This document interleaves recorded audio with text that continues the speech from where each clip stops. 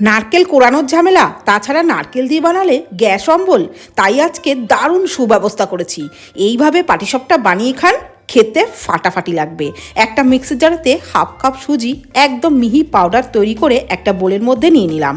ওর মধ্যে 2 টেবিল চামচ গুঁড়ো দুধ, 4 টেবিল চামচ ময়দা দিয়ে দিলাম। সামান্য একটু লবণ দিয়ে সমস্ত শুকনো উপকরণ ভালো করে মিশিয়ে নিয়ে অল্প অল্প জল দিয়ে একটা মিডিয়াম ঘনত্বের ব্যাটার রেডি করে নিলাম।